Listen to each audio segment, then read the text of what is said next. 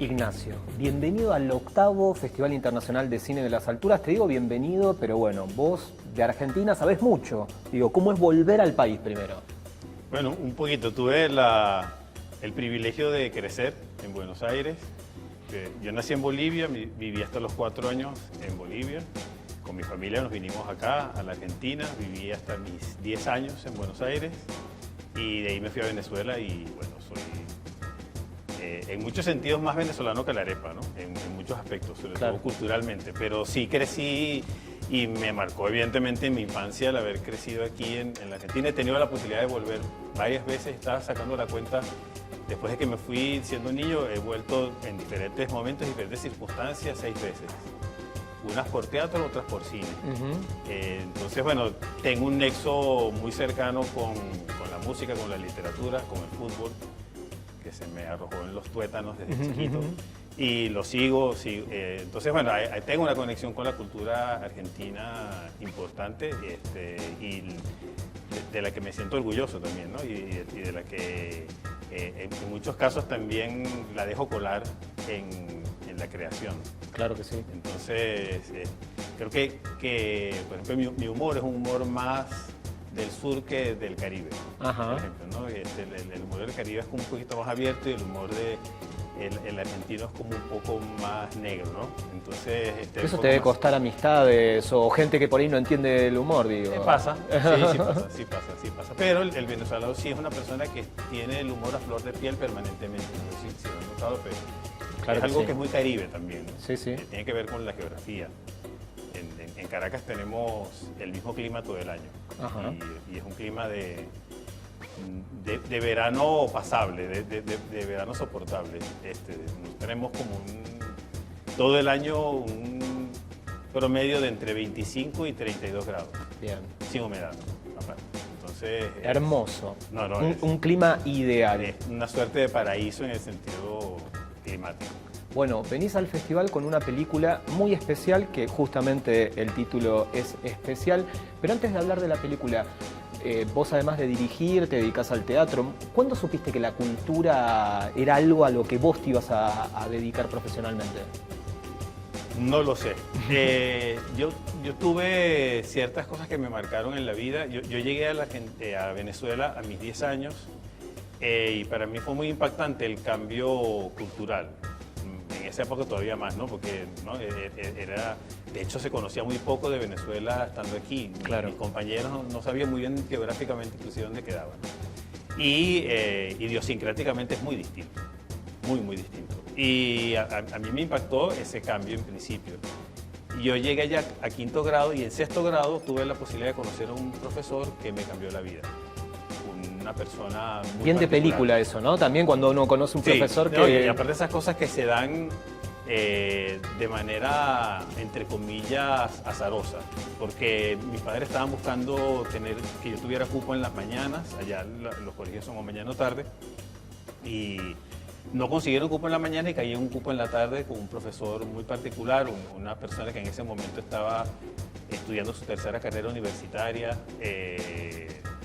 Y él en las mañanas trabajaba en un instituto de formación especial. Y yo le escuchaba los cuentos. Mucha gente me pregunta que por qué mi inclinación hacia el trabajo con población especial. Y yo creo que viene de allí. Pero aparte de él, siento que fue una persona que dio como en la tecla conmigo. Yo hasta ese momento no era muy estudioso. No me concentraba mucho y con él tuve un cambio monumental. Y creo que él en algún momento le comentó a mi mamá que mi inclinación estaba más hacia el lado de lo creativo que hacia otra vía. Yo recuerdo también aquí en 2º grado, a mí una vez mi mamá se escandalizó porque yo era muy hiperkinético en la casa y entonces mi mamá me decía que no sé qué hacer para controlarte. Entonces yo le digo, bueno, haz como mi maestra de 2º grado, que ella me da sacarina. No entendía nada, entonces fue a la escuela y les preguntó y entonces dijo, no le doy sacarina, le doy un terroncito de azúcar, le digo que se lo va a calmar y él se calma, pero porque lo sugestiona. Claro. Y ella le dijo en ese momento un término que a mí se me quedó, yo tenía que 7 años, y ella le dijo que yo iba a ser una persona bohemia. Y yo, bueno, entendía lo que decía y pero ya ella detectó algo Y ya estaba, porque estamos hablando también de todos estos países en los que estuviste. Digo, ya la bohemia estaba, pero bueno, venís con una película que trabaja el tema de la integración, sobre todo en la sociedad, de una manera distinta, porque es la historia de Chugo, que además tiene un vínculo muy particular con un padre que también está como en la última, pero la fuerza o el empuje o la esperanza la tiene este joven con estas capacidades diferentes. ¿Cómo surge la historia? Tiene que ver con esto que hablabas antes y lo que me preguntabas antes con el arte. Yo creo que el arte nos salva, en general, a los seres humanos, ya sea practicándolo o ya sea espectándolo. Y en este caso a ellos les pasa esto. Es decir, este es un padre que ha negado su arte por generarse un estatus muy precario, pero un estatus al fin, una cierta seguridad, muy precaria, pero una cierta seguridad. Y él se ha autonegado el ser el artista que era en su momento, porque él era músico, percusionista.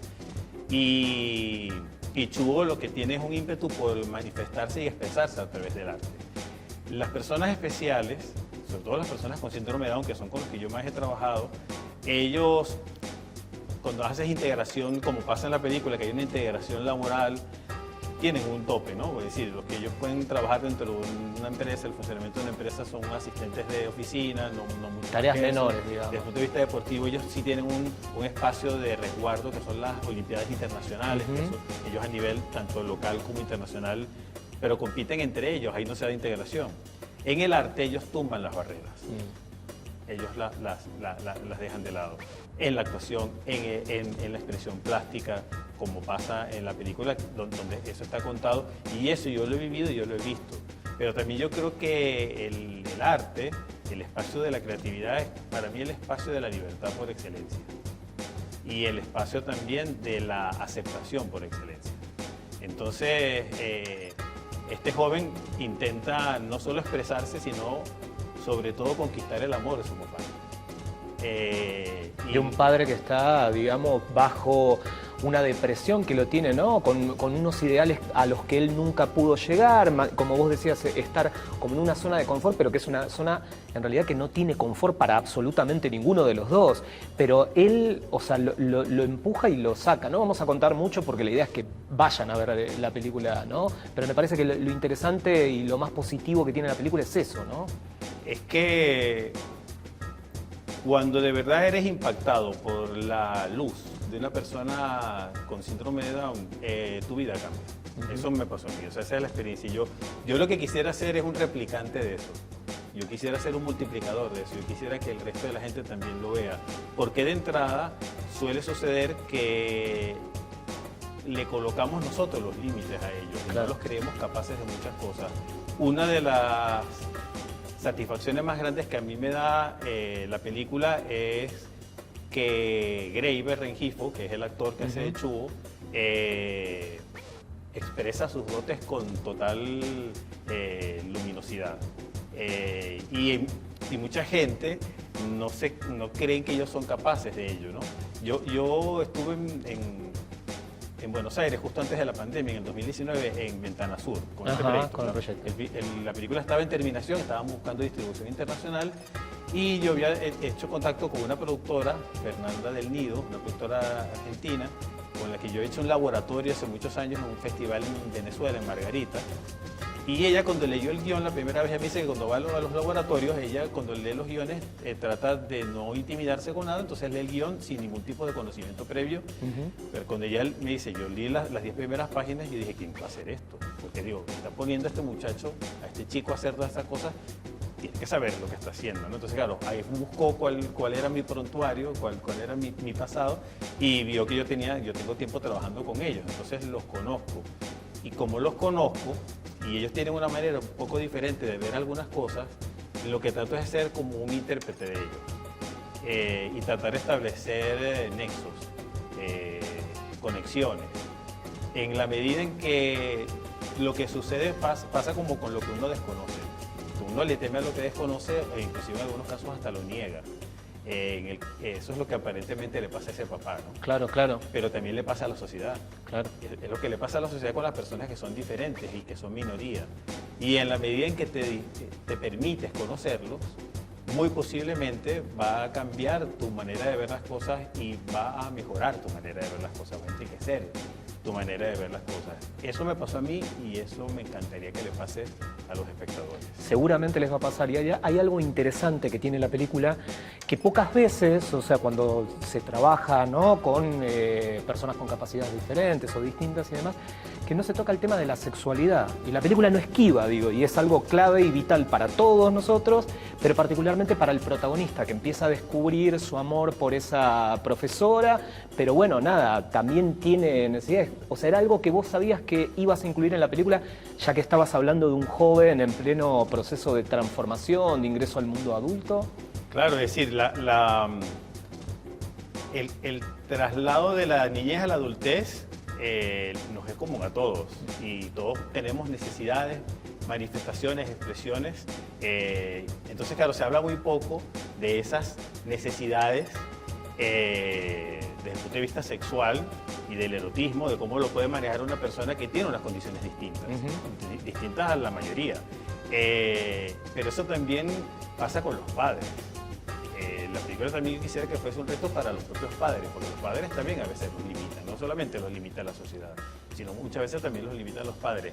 Y el tema sexual es un tema que para muchos padres es un tema tabú, claro, no solamente para la sociedad, sino también para los padres, que son aparte quienes, las primeras personas que deben estimular a los jóvenes. Entonces, como se hablaba poco de eso, me parecía importante que por lo menos alguien levantara la mano, en este caso el Chugo levanta la mano y dice: yo estoy aquí y tengo estas necesidades y las quiero expresar y por lo menos las voy a buscar. Entonces hay algo también que los determina a ellos, que está plasmado en la película, que no se detienen. ¿No? Ellos están permanentemente avanzando, permanentemente en busca de ellos y están como todo el tiempo dando. Son como una especie de fuente inagotable de afecto y de una fuente inagotable de luminosidad. Entonces, si pasa, si algo tiene esta ficción, es que de alguna manera yo sí le permito a él darle las condiciones como para que nada lo detenga, de alguna forma, ¿no? La sociedad no es tan graciosa, no es tan... no le da tanta bienvenida a que eso realmente suceda, ¿no? Entonces, sí me gustaría, y hay mucha gente trabajando en muchos ámbitos para cambiar los paradigmas. Estamos en una época donde todos los paradigmas se están como moviendo, y yo creo que para bien, y cuando nos cuestionamos las cosas, como el vínculo con el género, con los géneros, y los vínculos con las minorías, cuando nos cuestionamos, creo que estamos transitando terrenos interesantes para la sociedad y también para el arte. Obviamente, y que la ficción pueda tomar esos cambios o esos paradigmas que se van derrumbando es interesante, lo podemos ver en tu película. Gracias por venir al festival con Especial y felicitaciones. No, gracias a usted. Yo estoy muy contento también por ver el trabajo de Graeber, porque mucha gente cree, por este ámbito, que hoy en día el límite entre la ficción y el documental está muy endeble, ¿no? Entonces, y se trabaja mucho con no actores, por ejemplo, en el caso de la ficción, o se ficciona en el caso del documental. Y una de las cosas que yo disfruto mucho es que Graeber, el actor que hace de Chugo, él actúa. Porque yo no fui a su casa a tratar de retratar una situación y aprovecharme de la situación de él, sino que la situación de vida de él, de su cotidianidad, es muy diferente a la de Chugo. Entonces, una cosa que disfrutamos mucho es eso. El camarógrafo, el primer día del rodaje, y eso que ya había trabajado conmigo en un cortometraje con actores down, el camarógrafo, cuando yo doy corte en la primera acción, saca la cámara y me dice: este tipo está actuando. Entonces, pero se sorprendía, digo, claro que está actuando. Entonces, y eso fue como un hallazgo para todo el equipo. Y bueno, creo que eso también ha inundado a la proyección de la película. Y esperemos que el público de Jujuy lo perciba de esa manera. Claro que sí, va a pasar eso. Muchas gracias, Ignacio. No, a ti.